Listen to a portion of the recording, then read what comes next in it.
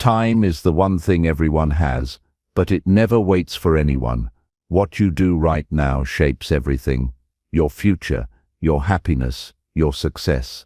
The truth is, too many people put off important things, telling themselves later or tomorrow, but that later often never comes. Every moment you hesitate, you lose a chance to improve your life, to become stronger, to fix what's broken, or to make meaningful progress. This isn't about pressure or guilt. It's about understanding how powerful the present moment really is. When you choose to act now, right now, you take control. You stop giving away your time and energy to distractions, excuses, or fears. You start building habits and making decisions that bring real change. This kind of living creates a sense of calm and confidence, because you know you are not waiting for life to happen to you, you are making life happen. In this series you'll find practical advice that you can use today. It's about cutting through the noise and focusing on what truly matters. You'll learn how to take charge of your day, stop making excuses, face the hard things without delay, and build strength from small daily wins.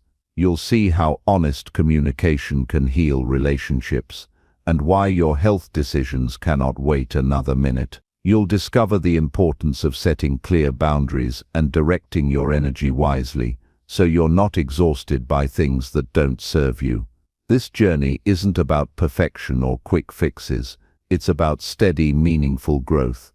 It's about choosing every moment to become better, stronger, and more disciplined.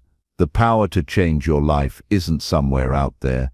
It's right here, right now, in your hands. Stick with this.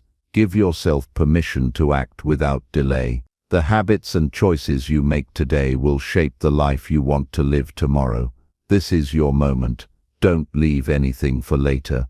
Chapter 1. Take full control of your day right now.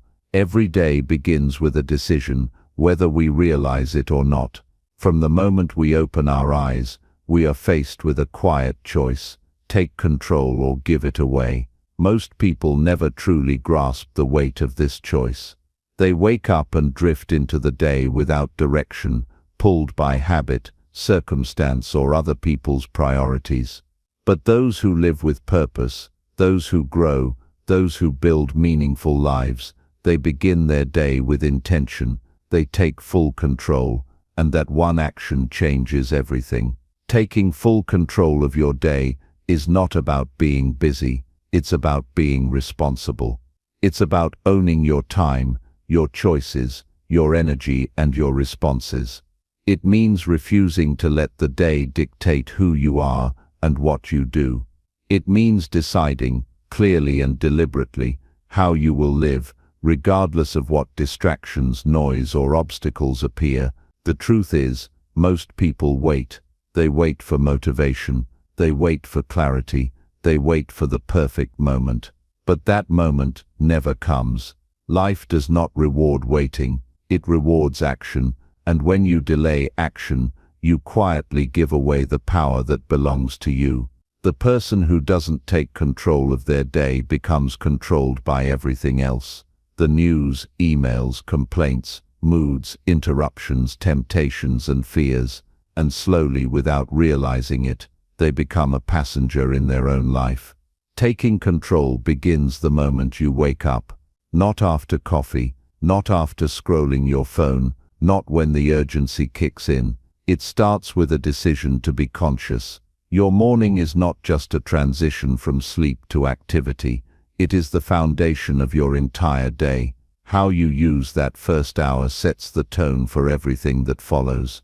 If you begin your day distracted, rushed, or passive, it will bleed into your decisions, your energy, and your focus.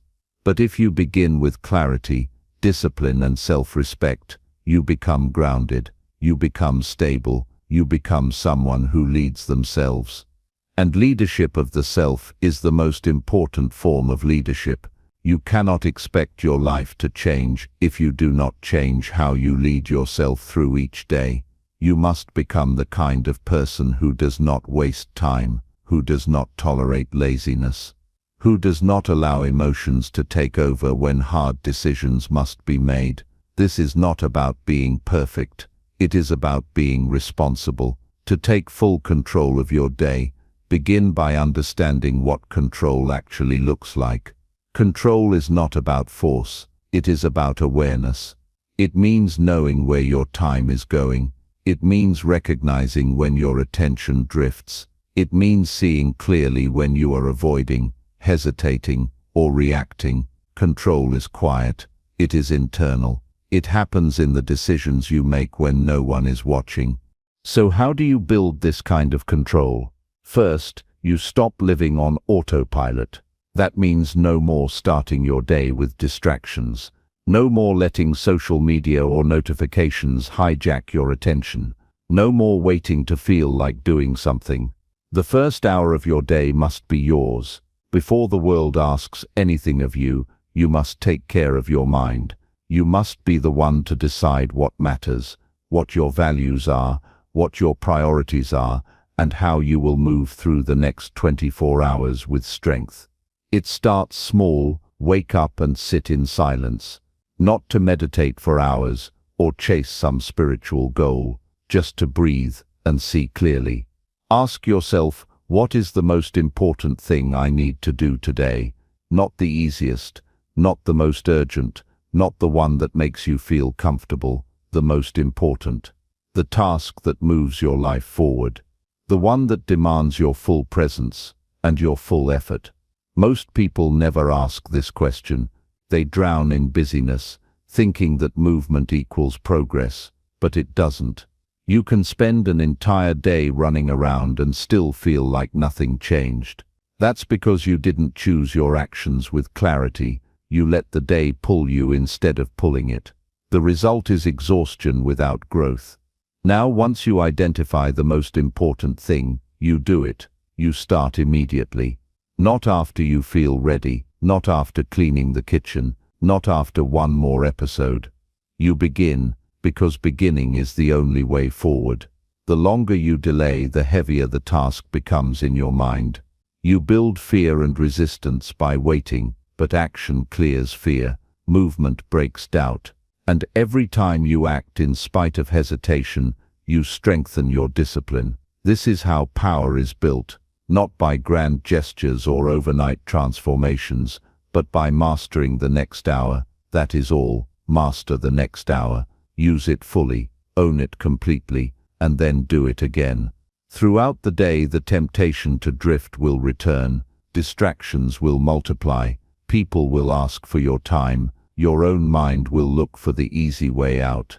This is when control is tested, not when things are calm, but when your focus is under pressure. And this is when you must remind yourself that you are responsible for how this day ends. No one else. Not your boss, not your partner, not the world. You. That is not a burden. It is a gift. You have the freedom to shape your day. You have the freedom to walk away from useless conversations. You have the freedom to say no to anything that weakens you. And most importantly, you have the freedom to say yes to what will make you stronger. To take full control of your day also means taking full control of your thoughts. Your mind is not a place for random noise. It is the command center of your life. If you allow it to spiral into doubt, fear, comparison, or complaining, you lose your edge. You become reactive instead of strategic. That is why self-talk matters. That is why your inner world must be disciplined. Talk to yourself with clarity. Speak truth to yourself. Challenge your weakness with logic. Encourage your strength with action. You don't need to be perfect. You need to be awake. You need to notice when your thoughts are pulling you away from your values. You need to redirect your mind again and again to what matters. This is the real work of growth. Not achieving more, not proving anything, just aligning who you are with what you do. And none of this is possible without structure. You cannot expect to control your day without a system. That means planning your time. It means identifying your top 3 priorities each day and giving them your full attention. It means blocking out space for deep work and removing everything that breaks your focus. Most importantly, It means protecting your energy like your life depends on it, because it does. Your energy is your most precious resource. Once it is drained, your decisions weaken, your patience drops, your clarity fades. That is why your routines matter. That is why rest matters. That is why nutrition, movement and quiet time are not luxuries, they are essentials. They fuel your ability to stay in control. Without them, you will eventually collapse under the weight of pressure. So control is not about doing more. It is about doing what matters and protecting the space that allows you to do it well. And this includes your relationships. The people you spend time with shape your thoughts. If you surround yourself with those who complain, blame, or avoid responsibility, it will infect your mindset. Choose people who live intentionally, people who challenge you to grow, people who honor their time and their word. Their presence will keep you sharp. Taking full control of your day also means accepting the consequences of your decisions. You do not get to escape the cost of wasted time. Every moment you spend avoiding a task is a moment you never get back. That is not meant to create guilt. It is meant to create urgency, because once you truly understand that your time is limited, you begin to live with intention. You stop tolerating nonsense. You stop chasing comfort. You start making each hour count. This mindset creates freedom. When you know that you gave your best, that you showed up fully, that you didn't shrink from your responsibilities, you rest well, you walk taller, you feel a quiet strength, and that strength becomes your foundation. It carries into how you speak, how you walk, how you show up in relationships, how you handle conflict, how you pursue your goals. Everything is built on that base of daily control. And when you have a bad day, because you will, you don't spiral, you pause, you learn, you adjust. Then you return to the discipline that keeps you grounded.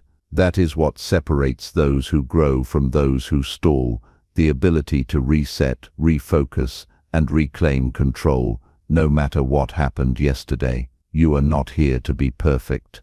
You are here to be present, to live fully, to act with strength, and that begins by deciding today, right now, that you will no longer give your time away cheaply, that you will no longer wait for motivation, that you will no longer let others write the script of your life.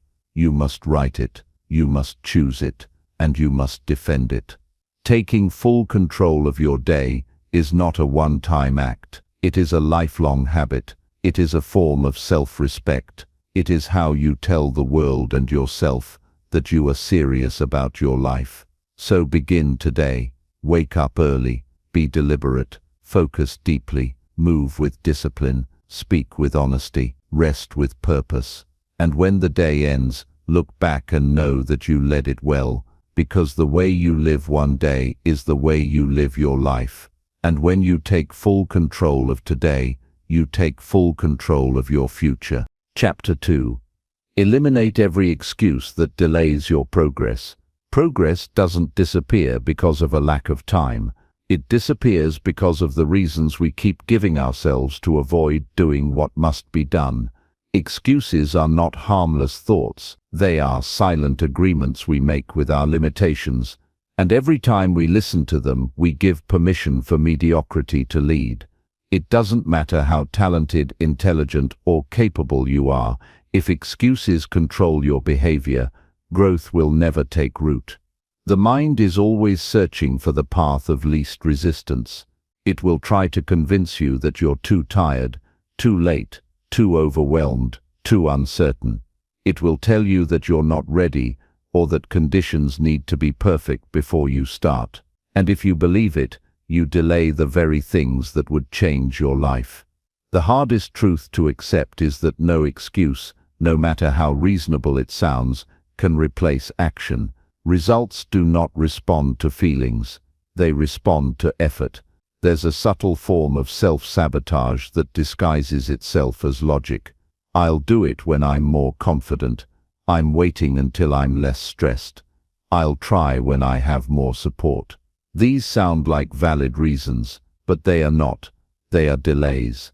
They are rationalizations. They are ways to avoid discomfort without calling it what it is: fear of effort. Nothing changes until you stop negotiating with your weaknesses. You don't need more time. You need more clarity. You need to stop giving space in your mind to ideas that make quitting seem reasonable. If it's important to you, then it must be acted on. Not tomorrow, not later, but now. The longer you wait, the stronger the habit of hesitation becomes, and hesitation builds distance between where you are and where you could be. People often wait for the right season of life to begin, but there is no perfect season. There is no guaranteed opportunity.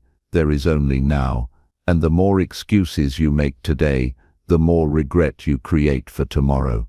Life does not pause to accommodate your indecision. It moves forward with or without you. And the people who grow, the ones who become something more than what they were, are not the ones with easier paths. They are the ones who refuse to make excuses. Eliminating excuses is not about becoming harsh or rigid.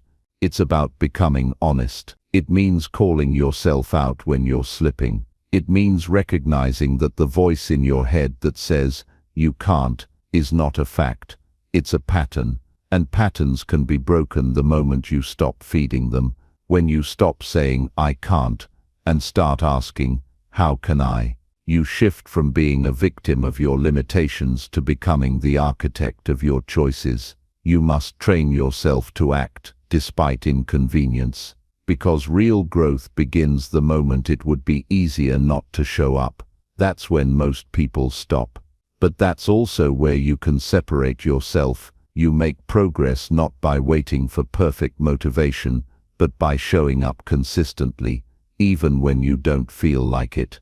Especially when you don't feel like it. That's where your character is built. Excuses are addictive because they remove responsibility. They make it easy to explain why you're stuck. But nothing valuable comes from that mindset. If something matters to you, then the discomfort that comes with pursuing it is part of the price. You cannot expect reward without paying the cost. And the cost is action, not talk, not theory, not planning. Action.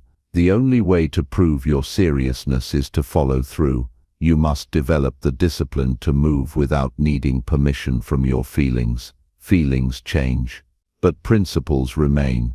And if your principle is growth, then no excuse has the power to derail you unless you give it that power. The second you stop giving energy to justifications, you free yourself to create results. It doesn't matter if the task is small or massive. Every time you follow through, you make yourself stronger. There are people who will tell you to be gentle with yourself, and while compassion is necessary, there is a point where gentleness becomes avoidance. If you've been saying the same excuse for years, it's no longer protection, it's limitation. At some point, you have to face the mirror and admit that your habits are creating the life you have. And if you want a different life, you must break the loop of avoidance and start doing what's difficult. You're not supposed to feel ready. Readiness is a myth sold by comfort.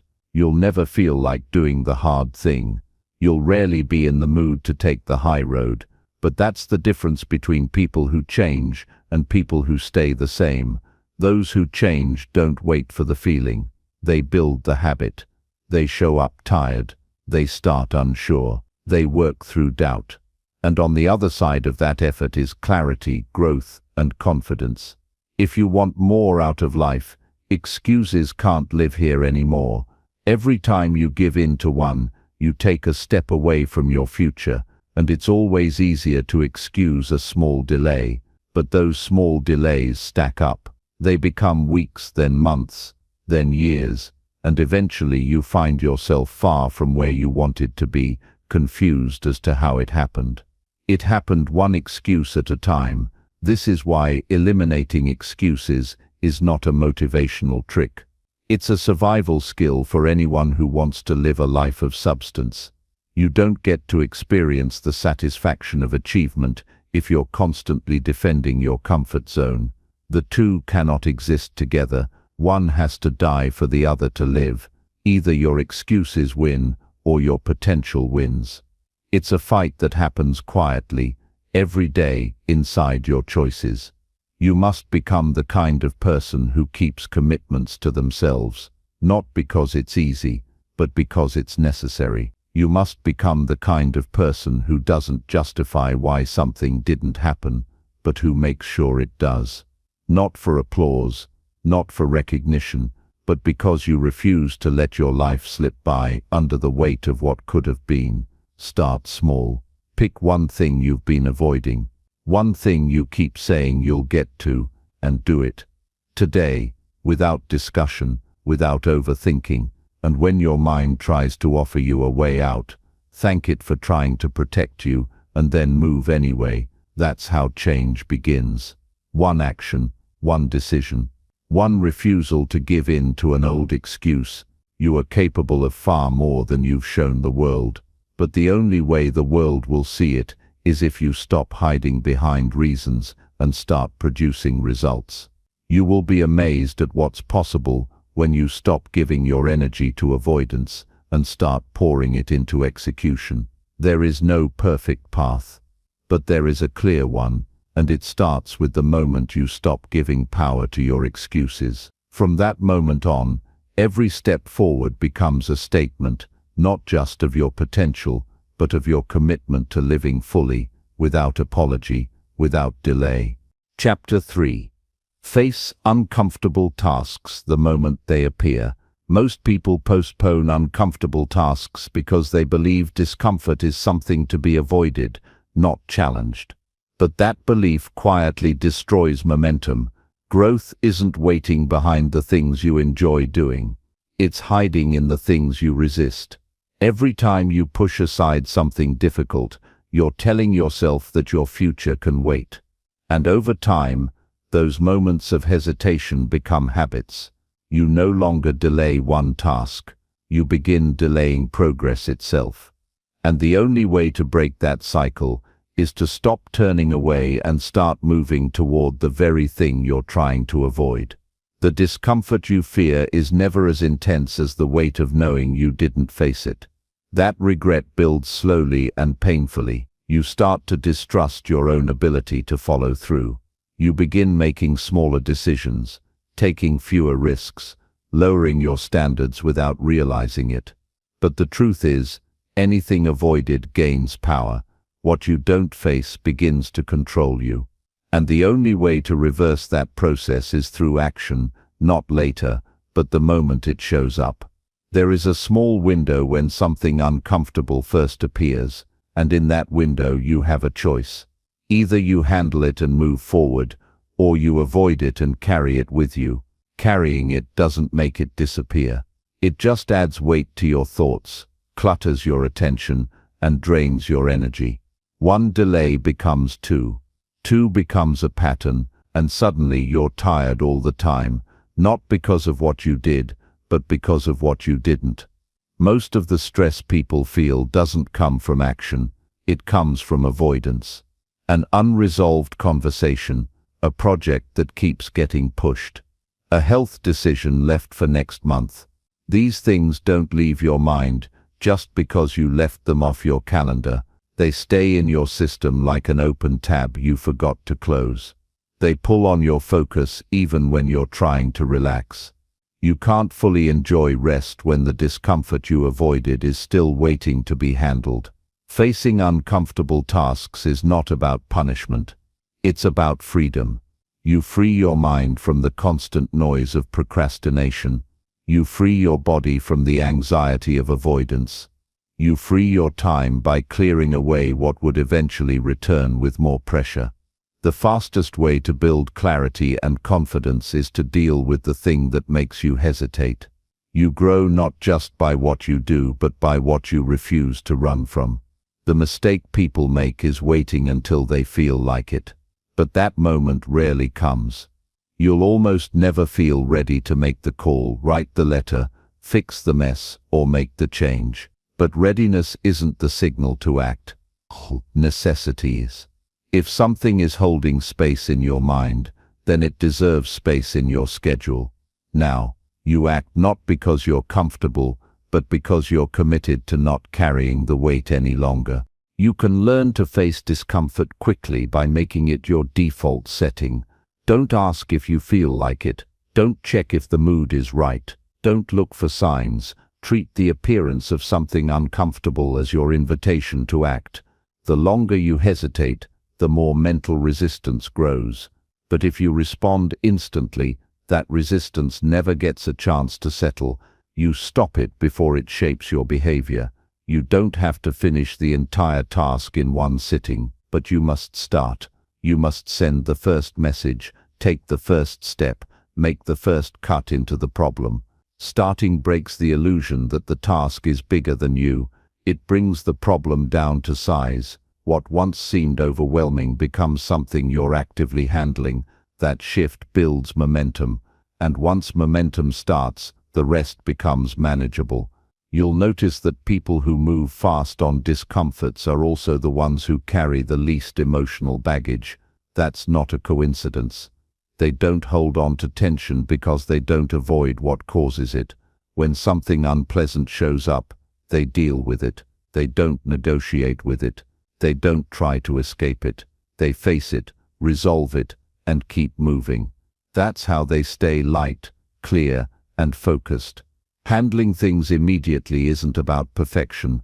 You won't always get it right, but you'll build a life where problems don't pile up. You'll be able to respond to challenges in real time, and most importantly, you'll begin trusting yourself. That trust changes how you walk through life. You no longer feel like you're always behind. You begin experiencing the rare peace that comes from being caught up with yourself. You can train yourself to respond fast by shrinking the space between thought and action. The moment you notice something hard, move. Don't give your mind a chance to talk you out of it. That conversation always ends the same way. You'll think of 100 ways to justify delay, but none of those reasons matter more than the fact that action would solve the problem. Silence the excuses with movement. Let your commitment speak louder than your comfort. Uncomfortable tasks are teachers. They reveal where you still avoid responsibility. They show you what triggers hesitation. And every time you conquer one, you gain strength, not just for that day, but for the next challenge. Courage is not something you wait to feel. It's something you practice by doing hard things while you still feel unsure. The more often you do that, the more resilient you become. Facing discomfort doesn't mean you enjoy it. It means you've decided that your future matters more than your comfort. And when you live like that, you begin to rise, not in dramatic leaps, but in quiet moments where you simply refuse to let fear decide. You become the kind of person who does what needs to be done, without delay, without overthinking, without waiting for permission. This is how you build real power, not through control but through courage. Not by making your life easier, but by becoming someone who can handle more. You don't get stronger by thinking about doing hard things. You get stronger by doing them the moment they appear, because the moment is always the right time. The discomfort is the signal, and the action is your proof that you're no longer willing to be the person who waits. Every task you face immediately becomes a brick in your foundation. Over time, that foundation becomes unshakable, and when the storms come, and they always do, you won't be thrown off course. Because you're no longer carrying a pile of unfinished business. You're standing on the discipline you built, one uncomfortable decision at a time. That's the kind of life you deserve, not one weighed down by delay, but one freed by decisive action. Chapter 4. Build unshakable discipline through small daily wins. Discipline is not something you wait to feel. It is something you create step by step through consistent choices that look small from the outside, but build strength within. Many people search for motivation, but what they truly need is a foundation, a reason to act even when it's hard. And that foundation is built not by massive accomplishments, but by doing simple things well every single day, You don't need a grand transformation to become disciplined. What you need is the ability to keep promises to yourself, especially the small ones. Especially when no one is watching. Every small decision carries weight. Every time you get up when you said you would. Every time you follow your plan, even when you're tired. Every time you act with intention instead of emotion. You are stacking proof that you can depend on yourself. That kind of consistency builds a deep internal confidence that doesn't rely on motivation. It becomes part of who you are. You're no longer trying to be disciplined. You are disciplined because you live in alignment with what you say you will do. Big results come from small wins that are repeated. One good decision won't change your life, but thousands will. And the mistake many people make is underestimating how much power there is in small steps. They think success has to look impressive, but real strength is quiet. It shows up in habits, in morning routines, in healthy meals, in turning off distractions, in showing up even when no one is clapping. If you can win those moments, you can win anything. Discipline is not about restriction, it's about freedom. Freedom from guilt, freedom from regret, freedom from the weight of knowing you keep breaking your word to yourself. When you build your day around simple actions you complete, you start carrying yourself differently. You stop feeling behind. You stop explaining. You begin to feel clear and grounded because you're no longer negotiating with your own intentions. You've decided who you are, and now your actions confirm it. Start with things you can control. You don't need to fix your entire life at once. Begin with your wake-up time, your hydration, your first task, your meals, your movement. These things might seem ordinary, but they are the structure on which you build your identity. When you repeat them day after day, they stop being chores and start becoming rituals. You no longer do them because you have to. You do them because they reflect who you've become. Don't chase perfection. Chase consistency. You don't need to be great every day. You need to show up every day. Some days will feel easy. Others will feel impossible. What matters is that you don't give yourself the option to quit. Even on hard days, you can find a win. Even if it's just completing your checklist. Even if it's drinking your water. Even if it's turning off your phone when it's time to rest. Small victories done with intention are more powerful than occasional bursts of effort, followed by long periods of delay. Discipline becomes easier when it's attached to purpose. If you're only doing something because you think you should, you'll eventually stop. But if you connect it to the kind of life you want to live, it gains meaning. Ask yourself what kind of person you're becoming through your habits. Are your actions shaping someone you respect, or are you drifting into someone you don't recognize? Small wins are not just about the task. They're about reinforcing the identity of someone who shows up for what matters. If you break your streak, don't spiral. Start again immediately. Don't wait until Monday. Don't turn one mistake into a story about failure. Discipline is not about never falling. It's about rising every single time. The quicker you get back to your routine, the faster you repair your momentum, and over time, even your recovery becomes a habit. You learn to bounce back instead of break down. Build checkpoints into your day, times where you pause, reflect, and reset. These don't have to be long or dramatic. Just a few minutes where you ask yourself, am I doing what I said I would do? Am I focused on what matters right now? Am I acting like the person I want to become? These moments create awareness, and awareness gives you the power to adjust before you drift too far off course. The real reward of discipline is self-respect. It's the quiet pride of knowing you can trust yourself in difficult moments. It's the peace that comes from knowing you're building something solid, even if no one else sees it yet. Discipline doesn't shout, it doesn't demand attention, but over time, it creates a life that speaks for itself, and it all begins with one simple decision: to win this day. Some people wait for ideal conditions, But conditions don't make you disciplined, your decisions do. The world will always offer distractions. Your schedule will never be perfect. Your energy will come and go. But if you learn to keep your commitments through it all, nothing outside you will control what happens within you. You'll build a kind of mental toughness that doesn't need permission to act. Measure your success by how many days you win quietly. Not the days you post about.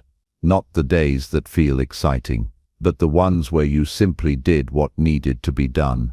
These are the days that build character. These are the days that shape your future. One quiet win at a time.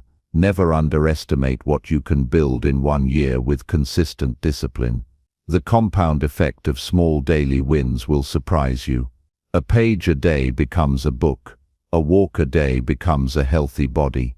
A focused hour becomes a new skill, and each of these changes makes the next one easier. You create momentum not by force but by routine. If you struggle to stay disciplined, start by simplifying your environment.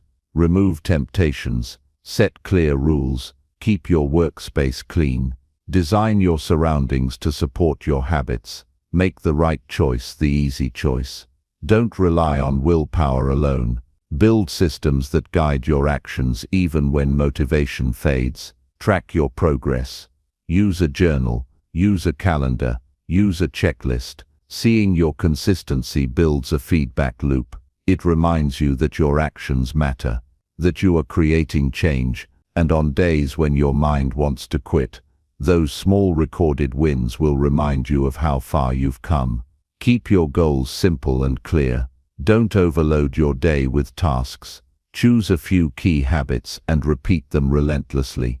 It's better to master a few behaviors than to try and juggle too many and fail at all of them. Simplicity is strength, and focus beats scattered effort every time. Discipline is not something you wait to develop. It's something you begin building the moment you decide to stop breaking promises to yourself. And the best way to do that is through small daily wins. Each one moves you closer to the life you want. Each one becomes a vote for the person you want to become. And the more you vote, the stronger that identity becomes. Until one day you realize you no longer have to try to be disciplined. You simply are. Chapter 5. Create a clear plan and follow it today. Clarity brings movement. The longer you hesitate to create a clear plan, the more likely you are to drift through your day, reacting to whatever shows up instead of directing your time with intention. Every hour you spend without direction is a piece of your life being shaped by chance rather than by choice. A plan doesn't just organize your day, it reminds you that your time is valuable and that your actions carry weight. People who move with clarity don't waste energy trying to decide what to do next. They've already chosen.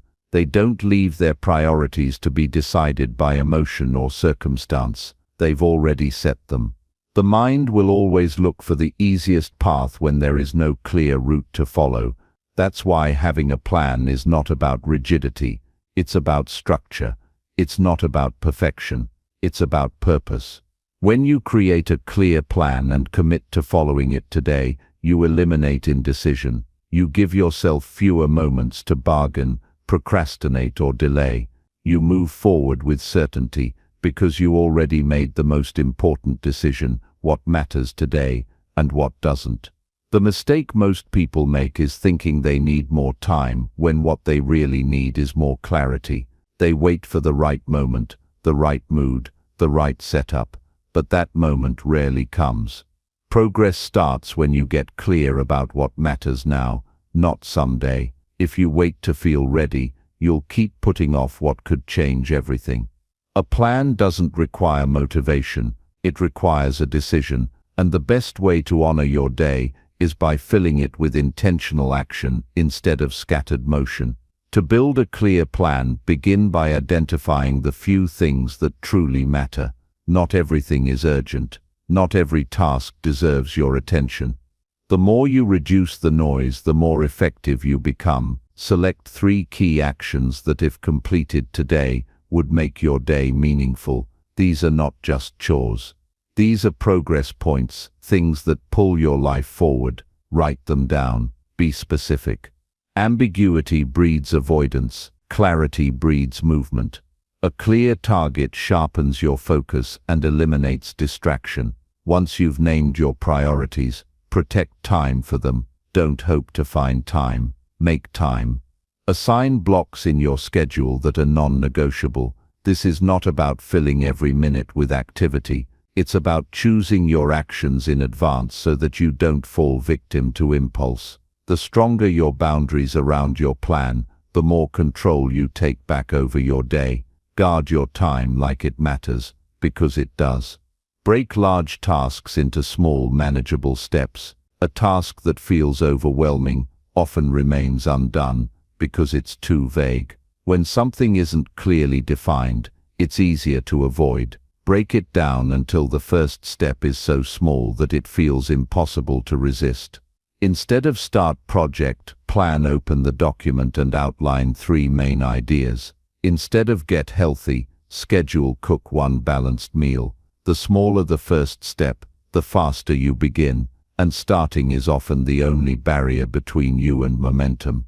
As you move through your plan, resist the urge to switch between tasks aimlessly. Fragmented focus drains energy and wastes time. Single tasking beats multitasking in nearly every scenario. Give full attention to one thing at a time, then move on.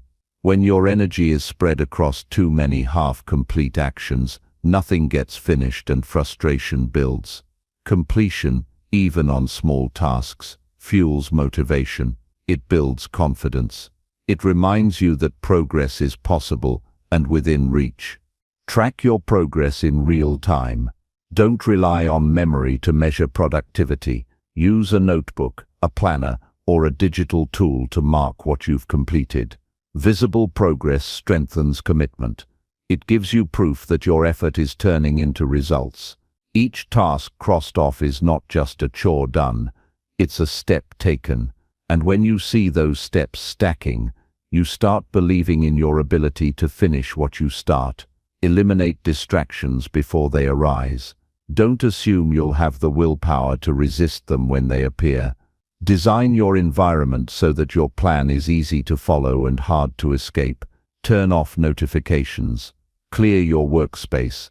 Tell the people around you what you're working on. Set clear boundaries. You don't need to rely on discipline if you've already removed the temptations. Make the right action the default. That's how you stay on track. A plan is a compass, not a cage. If something unexpected happens, adjust without guilt.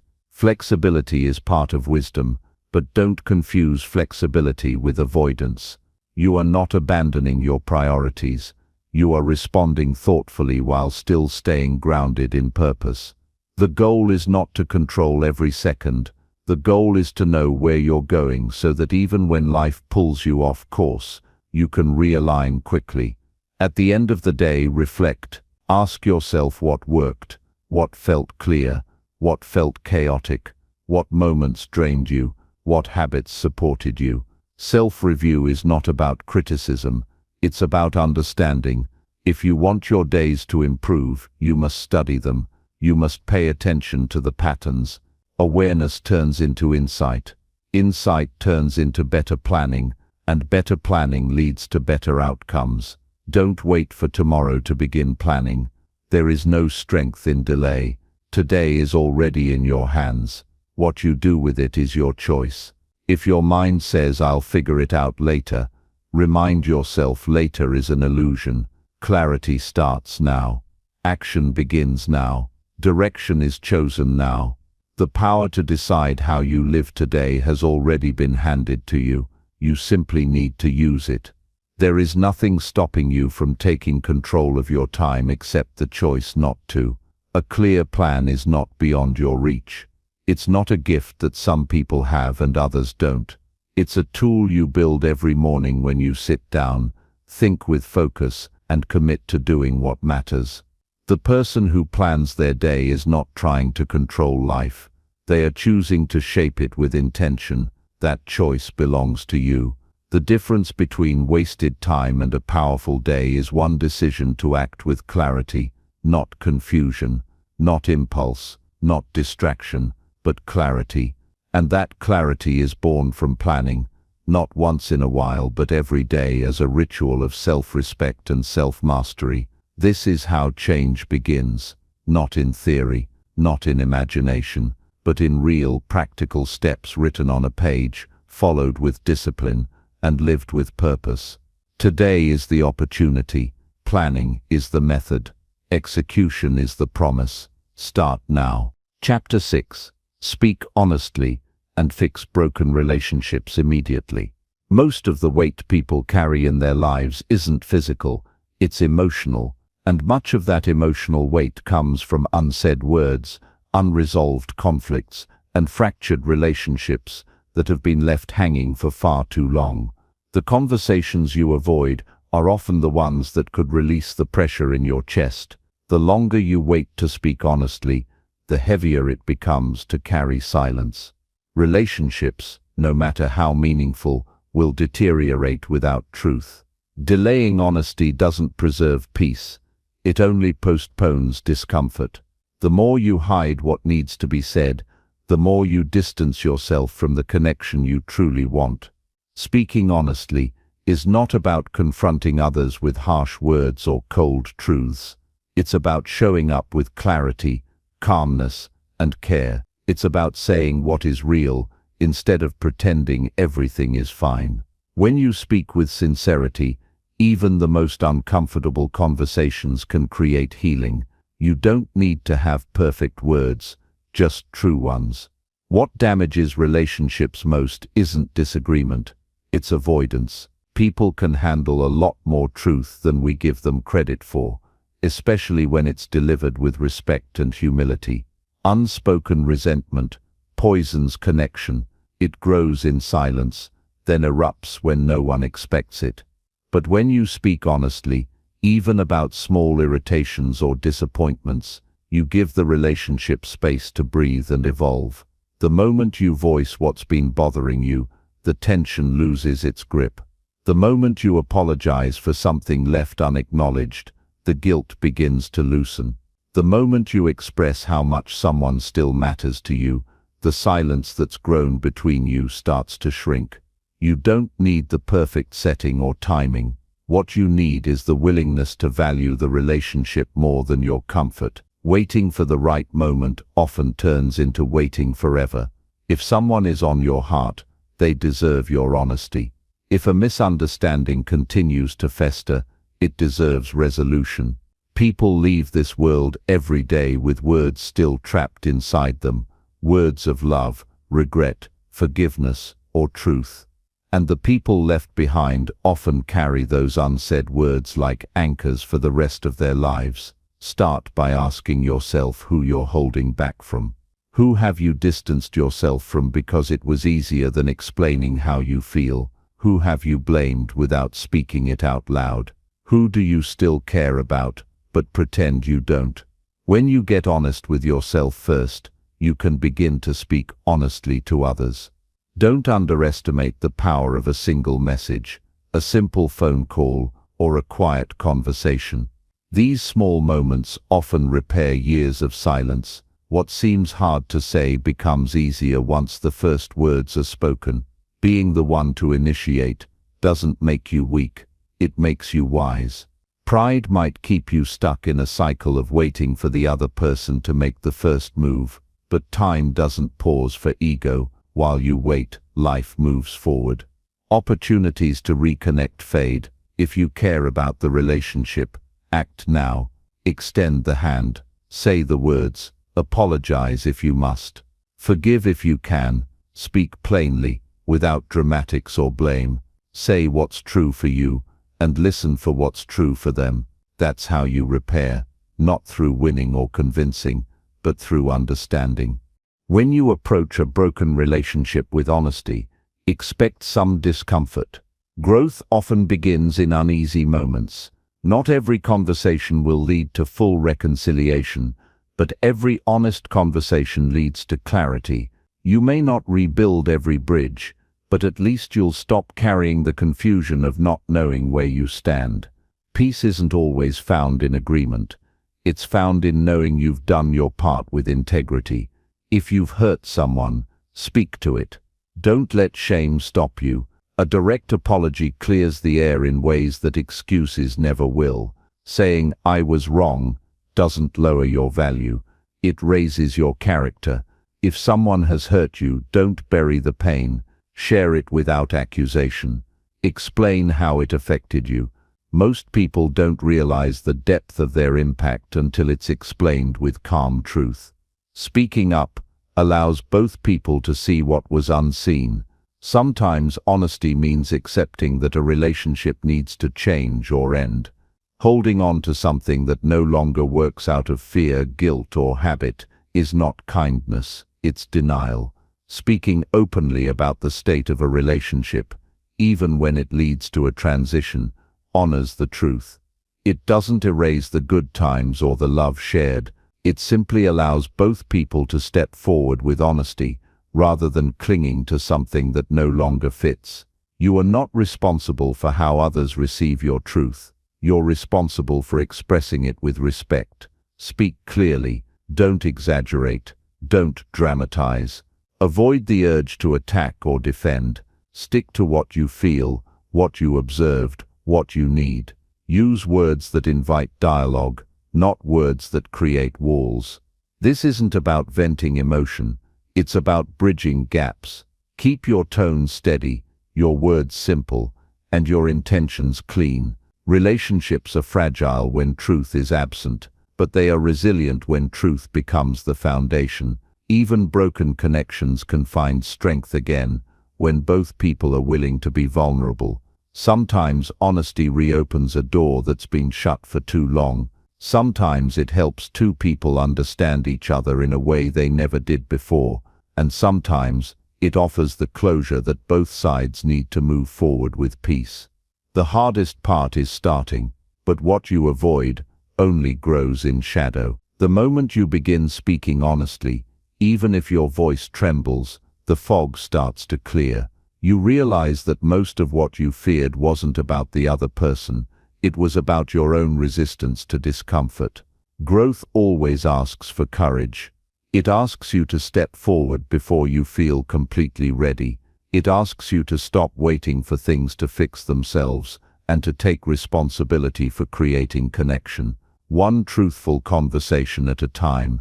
There is no freedom in silence when your heart is heavy. There is no healing in avoidance when your mind is filled with questions. And there is no peace in pretending when the truth is waiting to be spoken. The time to fix what's broken is now. The moment to speak what's been held inside is here. Every honest word you speak today has the power to change the direction of a relationship, to release emotional weight, to restore peace, and to bring clarity where there's been confusion. You don't need the perfect words. You just need honest ones. Say what you need to say while there's still time to say it. That's how healing begins. Chapter 7. Make health decisions that cannot wait another day. Your health is not a future project. It's not something to think about once things calm down or when life becomes more convenient. It is the foundation for every other part of your existence, and it cannot be postponed without consequence. Every delay, every excuse, every moment of inaction adds up. Time passes whether you act or not, but only action gives you the power to shape what that time becomes. There comes a point when ignoring your body is no longer an oversight. It becomes a form of self-abandonment. The choices you make today determine how capable you'll be tomorrow. The quality of your sleep, the food you consume, how often you move, the way you breathe, and the stress you tolerate. These are not minor details. They are the architecture of your long-term vitality. The body responds to the signals you give it, and every decision becomes part of that signal. If you keep putting off the gym, skipping doctor visits, numbing stress with unhealthy habits, the consequences won't ask for your permission when they show up. They will simply arrive and stay until you're forced to deal with them. It's easier to protect your health than to fight to get it back once it's lost. You don't need a perfect plan or ideal circumstances. What you need is urgency. Not panic, not fear, but a clear understanding that later is a lie. Later turns into months. Months turn into years. And one day, the damage becomes visible. You wake up tired. You live in discomfort. You rely on medication for energy, sleep, or pain. And by then, it's no longer about optimization. It's about recovery. The path back becomes harder, more expensive, and often incomplete. But that doesn't have to be your story. Start with what you already know you need to do. You don't need another article to tell you that junk food harms your body. You don't need more convincing that regular movement protects your heart. You don't need a lecture to understand that smoking damages your lungs or that sleep deprivation dulls your mind. The truth is already there. The question is whether you're willing to act on it, without waiting for a wake-up call in the form of disease, collapse, or regret. Action begins with simplicity. Drink more water. Cut out what makes you feel heavy or sluggish. Make a walk part of your day, even if it's 10 minutes. Listen to the cues your body gives instead of overriding them. Stop waiting for symptoms to become serious before seeking help. You don't get extra points for tolerating discomfort. Pain is a message, not a challenge. Fatigue is a warning, not a weakness. Don't normalize suffering just because it's familiar. Your body has limits, but it also has a remarkable ability to heal and strengthen if you allow it. Small adjustments add up. Stretching your muscles relieves tension. Eating whole foods reduces inflammation. Resting when you're tired renews your energy. Saying no to chronic stress reclaims your clarity. Nothing is instant, but nothing is meaningless either. One choice leads to the next. Momentum forms, and soon what felt difficult becomes your new standard. It's easy to dismiss early signs. It's easy to tell yourself that everyone feels this tired or that a bit of pain is normal, but deep down, you know the difference between what your body tolerates and what it thrives on. It's not about chasing perfect health or eliminating every risk.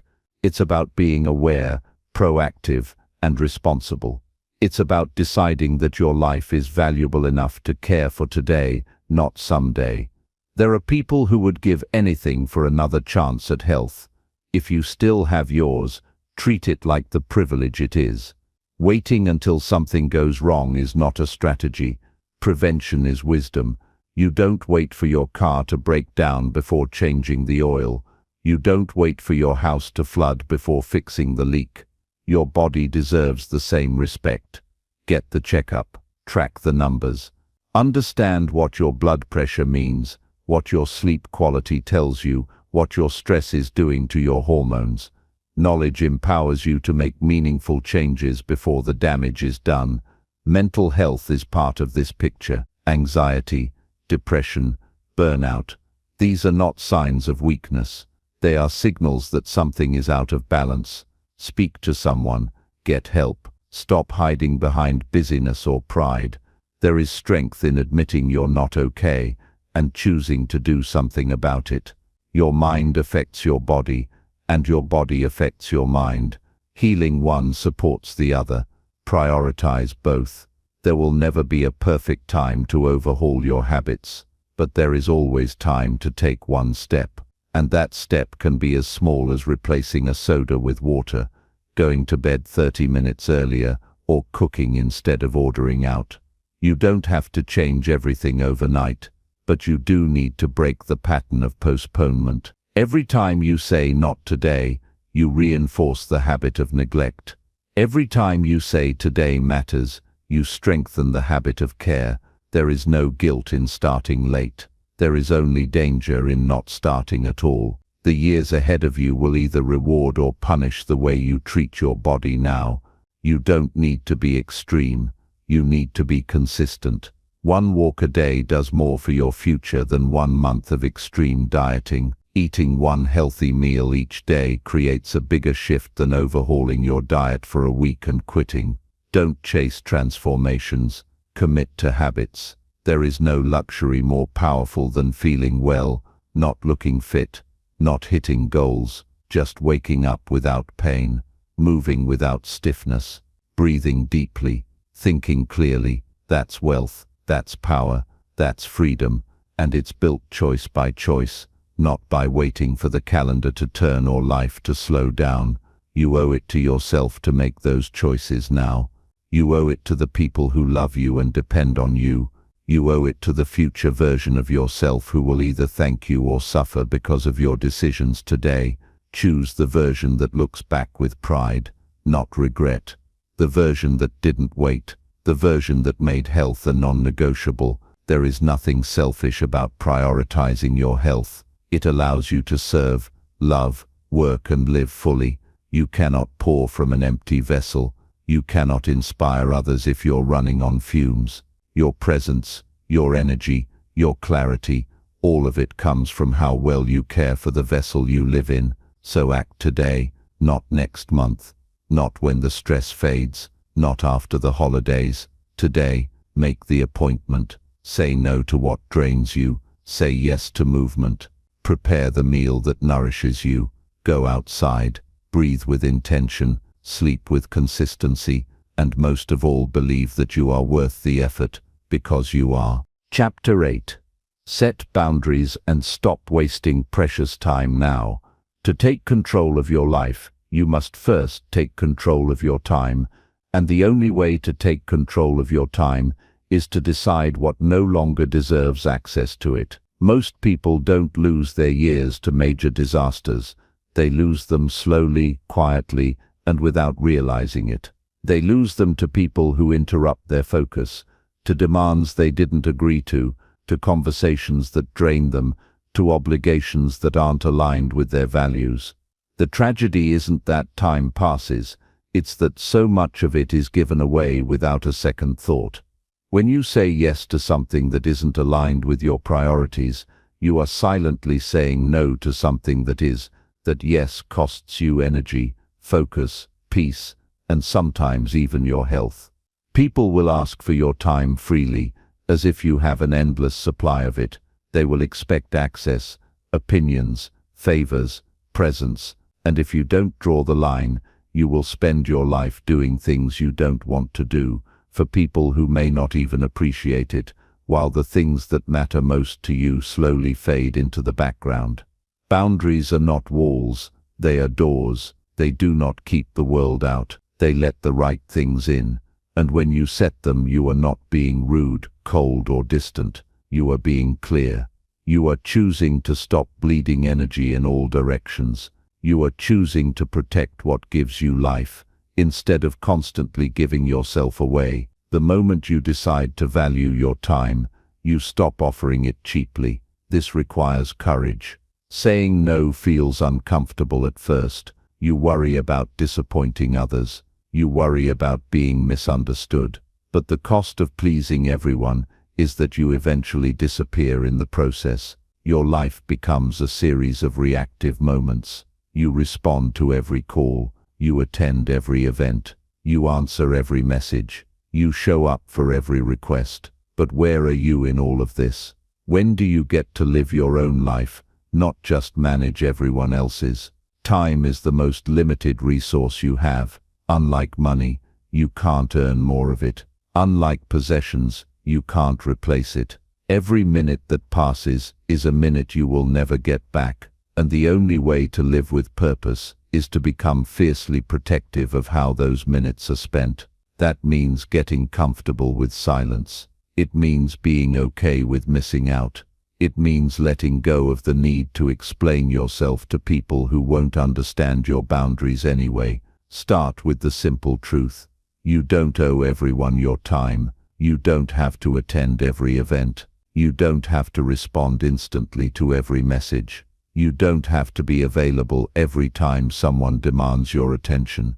There is strength in selective silence. There is clarity in saying, "This doesn't work for me." There is freedom in choosing what you give your life to. People who respect you will respect your boundaries. The ones who don't were never honoring you to begin with. They were using your lack of boundaries to their benefit. When you become more intentional with your time, you will lose some people, but you will gain your life back. You will gain focus. You will gain peace. You will gain space to think, feel, grow, and do the work that fulfills you. That is not a loss. That is a return. You must also learn to protect your own attention from yourself. Distraction is not always caused by others. It's often our own lack of discipline. You don't need to answer every notification. You don't need to check your phone every few minutes. You don't need to scroll endlessly as the day slips by. You need to be present. You need to be in charge of your choices. If you want clarity, start by removing the noise. If you want progress, stop scattering your focus across a dozen meaningless tasks. Protecting your time is not about doing more. It's about doing what matters. Most people confuse being busy with being productive, but busyness is often a sign of poor boundaries. You fill your schedule to avoid decisions. You overload yourself because you're afraid to say no, but this only leads to burnout and resentment. Real productivity comes from clarity, and clarity comes from knowing where your energy belongs and where it doesn't. This also means creating boundaries with your own habits. Stop putting off what matters. Stop telling yourself that tomorrow will be different if you're not willing to change anything today. Set boundaries with procrastination. Set boundaries with indecision. Stop entertaining thoughts that make you doubt your worth. Stop giving your energy to worry and guilt. They don't serve your future. Setting boundaries is not just about protecting your time. It's also about reclaiming your identity. When you say, "I won't spend time here anymore," you are saying, "This is who I am now." You are defining your values with your actions, not just your words. You are deciding what kind of life you want, and you are backing it up with decisions that reflect that life. There is power in that. There is confidence in that. There is peace in that. Don't wait for burnout to teach you what boundaries could have prevented. Don't wait until you're exhausted, bitter, or overwhelmed. The earlier you start, the more time you have to live with intention. You are not selfish for protecting your peace. You are not cold for refusing to be everyone's solution. You are not weak for stepping away from toxic people. You are simply choosing to honor your time as the precious finite gift that it is. And if you've spent years giving too much of yourself away, forgive yourself, but begin again, stronger, clearer, more aware. Start by saying no to one thing today that doesn't feel right. Start by pausing before you agree to something out of guilt. Start by asking yourself, does this move me toward the life I want, or pull me away from it? Ask that question often. Let it guide you. Let it shape your schedule. Let it filter your choices. The people who truly care about you will respect your growth. The ones who don't were only attached to your availability. Let them go. You are not responsible for managing everyone's expectations. You are responsible for how you live your life. That is your real work. That is your real duty. That is your real freedom. Don't just protect your calendar. Protect your energy, your attention, your goals, your peace of mind. Time is not coming back. Live like it matters, because it does. Chapter 9. Use your energy only on what truly matters. Energy is the currency of life. Without it, nothing moves forward. Every choice you make requires energy. Every action you take drains it. The truth is that energy is limited, more fragile than many realize. If you waste it on things that don't matter, you have less left for what does. The difference between a life of purpose and a life of frustration often boils down to how you manage your energy. When you focus your energy on what truly matters, your progress multiplies, your peace deepens, and your sense of fulfillment grows. When you scatter your energy on distractions, trivial worries or things outside your control, you end up exhausted and empty. Start by understanding that not every problem deserves your energy. It's easy to get caught up in drama, petty conflicts, or unnecessary stress. These are energy sinks, designed to drain your focus and leave you depleted. The moment you decide to conserve your energy, you begin to see clearly which battles are worth fighting.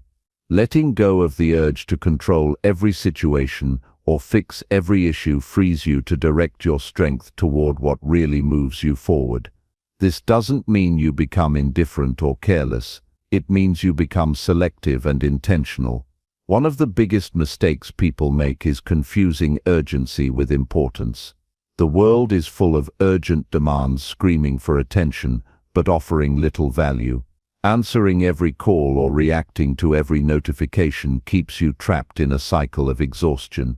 Instead, cultivate the habit of evaluating every task by its long-term impact.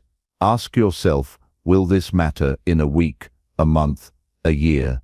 If the answer is no, reconsider how much energy you devote to it.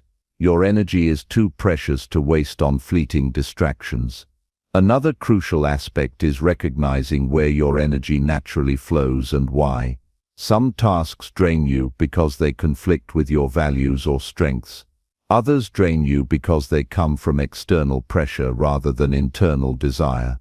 When you align your energy with your core principles and authentic goals, your efforts feel easier and more rewarding. This alignment creates a powerful momentum that sustains you even during challenges. When you work against your nature, you invite resistance and burnout. Protecting your energy also means managing your environment. The people you spend time with, the media you consume, the places you frequent, all influence your energy levels. Surround yourself with those who uplift, inspire, and respect your time. Limit exposure to negativity, gossip, or toxic influences that drain your spirit. Create physical spaces that support focus and calm rather than chaos and clutter. Energy is a living resource that responds to what you feed it. Learning to say no is fundamental in preserving your energy. Saying yes to everything leaves you fragmented and depleted. Every yes to a task, a favor, or a distraction is a no to something more meaningful. This boundary setting is not selfish. It's necessary for your growth. It's a practice of self-respect and clarity. When you say no to what drains you, you say yes to yourself and your highest priorities. Your thoughts consume energy just as much as your actions. Ruminating on worries, regrets, or fears pulls you away from presence and productivity. Training your mind to return to the present moment conserves mental energy and increases clarity. Mindfulness is not just a buzzword, it is a practical tool for energy management. When you focus on the here and now, you stop spinning in circles and start moving forward with purpose. Physical energy and mental energy are deeply connected. Neglecting sleep, nutrition, or exercise reduces your ability to engage fully with life's demands. Health decisions are not separate from energy management. They are the foundation. Prioritize rest and fuel your body wisely to maintain consistent energy. Without this, even the best intentions can collapse under fatigue. Energy also flows in cycles. Recognize your natural rhythms throughout the day and plan accordingly. Some people are most alert and productive in the morning, others in the afternoon or evening.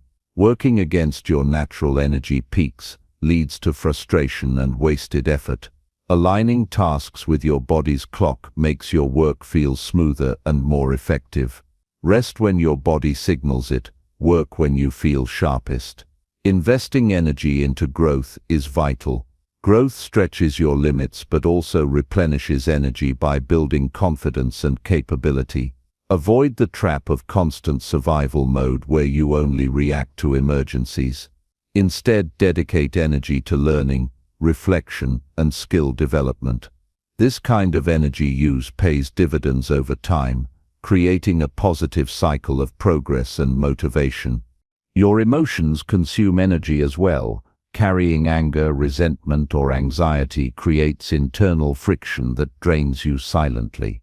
Letting go of grudges and cultivating forgiveness frees up energy trapped in past hurts. Developing emotional resilience through practices like journaling or therapy strengthens your ability to bounce back and conserve energy for what matters. Focusing energy requires clarity on your purpose and goals. Without a clear direction, energy scatters into many directions, producing little result. Define what success and fulfillment mean for you personally. Use this as a compass to guide your decisions and energy allocation. This clarity reduces wasted effort and increases satisfaction with your daily actions. Avoid multitasking.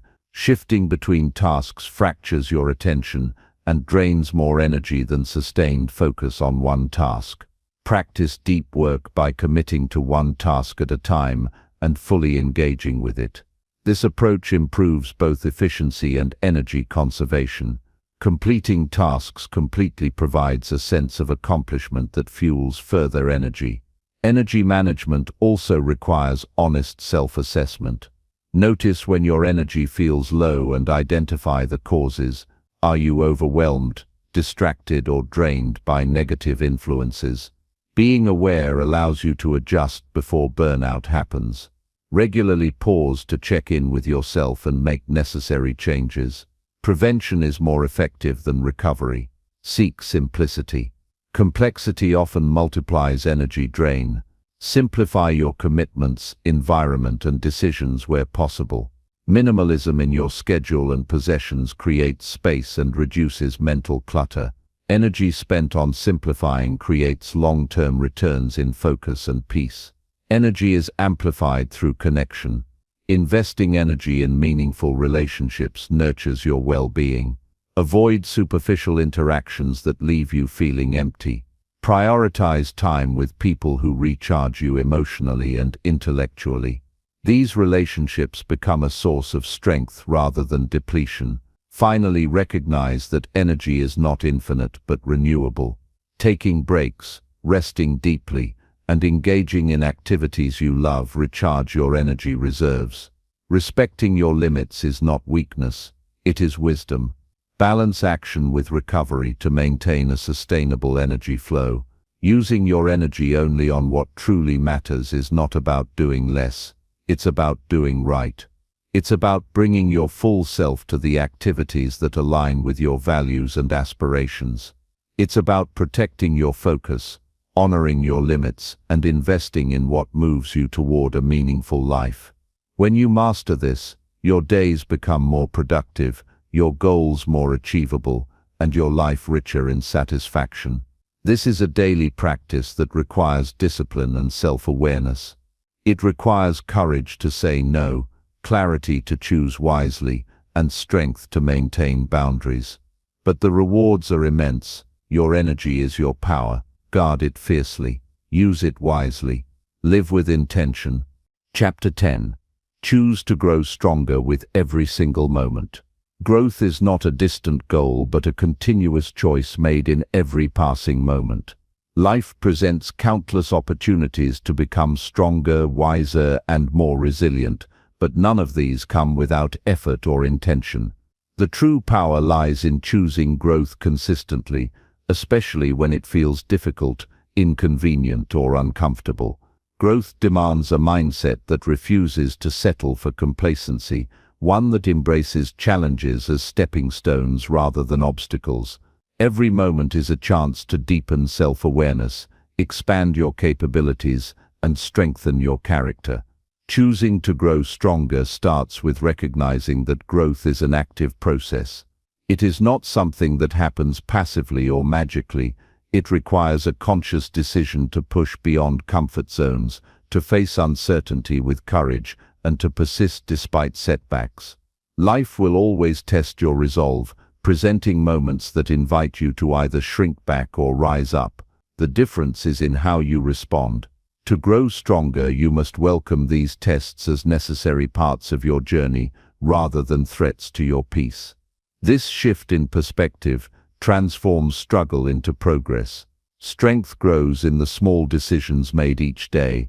It is not only forged in grand achievements, but also in quiet moments of discipline and patience. Choosing to stand firm when distraction tempts you, to keep going when motivation wanes, or to stay honest with yourself in moments of self-doubt. These are the seeds of true growth.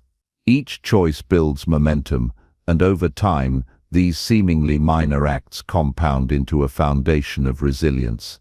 The path to strength is less about sudden leaps and more about consistent, deliberate steps. A critical part of growth is embracing discomfort rather than avoiding it. Discomfort signals that you are on the edge of your current limits.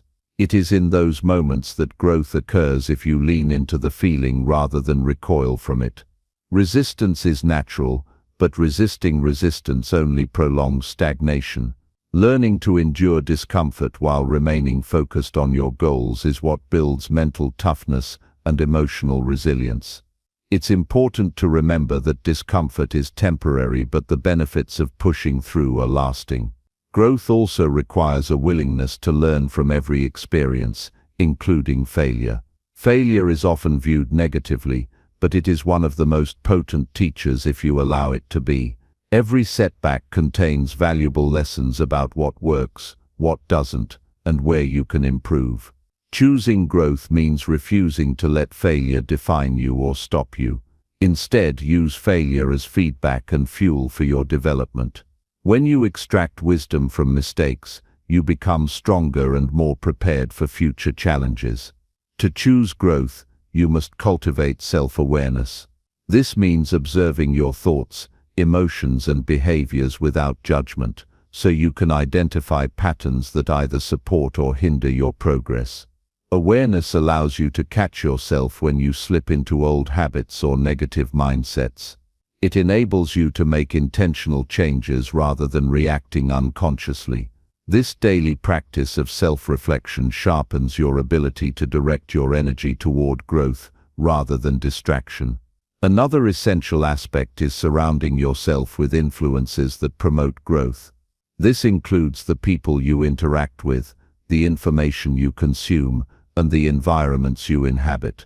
Growth flourishes in supportive, challenging, and inspiring spaces. Choose relationships that encourage your development, mentors who push you to improve, and resources that expand your understanding. Likewise, distance yourself from negativity, complacency, and toxicity that sap your will to grow. Setting clear goals aligned with your values fuels growth. Without a target, energy dissipates in aimless activity. Clarity about what you want to become and why provides direction and motivation to persevere. These goals do not have to be monumental, but should be meaningful enough to inspire effort every day. Break down larger goals into manageable actions to avoid overwhelm and maintain steady progress. Growth is sustained by a vision that keeps you anchored during moments of doubt or fatigue. Growth requires patience and kindness toward yourself. It is easy to become frustrated when progress seems slow or uneven. Recognize that growth is rarely linear. There will be periods of rapid advancement and moments of plateau. Treat yourself with compassion during the difficult phases, knowing they are part of the process. Harsh self-criticism only creates resistance and drains energy. Self-acceptance fuels persistence, making it possible to keep growing even when the road is tough. Choosing to grow stronger means rejecting the comfort of stagnation. It means refusing to settle for who you are today when you know you can be better tomorrow. This mindset is not about perfection or never making mistakes. It is about continuous improvement and a commitment to becoming more capable, more aware, and more resilient. It is a vow to use every moment as an opportunity for advancement, to seek growth even in small daily habits and decisions. Growth also involves expanding your emotional capacity. Developing emotional intelligence allows you to navigate relationships and challenges with greater skill and calm. It means learning to regulate your emotions instead of being controlled by them, cultivating empathy, and communicating effectively. These skills enhance your ability to face life's difficulties without being overwhelmed and help you build deeper, more meaningful connections. As you grow stronger, you will find your sense of purpose deepening, Strength and growth bring clarity about what truly matters. This clarity provides a compass for decision-making and a wellspring of motivation. When you align your actions with your deepest values, growth becomes not just a task but a fulfilling journey. The more you grow, the more you understand your own potential and the difference you can make in the world. Ultimately, growth is a choice you make repeatedly, moment by moment. Each decision to learn, to persevere, to improve builds upon the last. Strength accumulates over time and becomes a part of who you are. This strength empowers you to handle life's inevitable challenges with grace and resolve. It equips you to create the life you desire rather than waiting for circumstances to change. Embracing growth means owning your story, past, present, and future. It means acknowledging where you have been without allowing it to limit where you can go. Your past does not define you, your choices do. With each moment, you have the power to decide what kind of person you will become. Will you let fear or comfort hold you back, or will you choose to grow stronger, even if it requires sacrifice and struggle? Life does not promise ease, but it does offer countless opportunities for growth. Choosing to grow stronger is a daily commitment to face reality honestly, act with discipline, and keep moving forward. It is a courageous path that leads to deeper fulfillment, greater wisdom, and lasting strength. Growth is not something that happens to you, it is something you create. Every moment is an invitation to become more. The power to grow stronger is within you. It is a choice to embrace challenge, learn from every experience, and cultivate resilience in the face of adversity. By choosing growth with every moment, you build a life of meaning and strength that no external circumstance can shake. This path requires courage, persistence, and faith in your ability to evolve. When you commit to this journey, you unlock your full potential and create a legacy of strength that lasts far beyond yourself.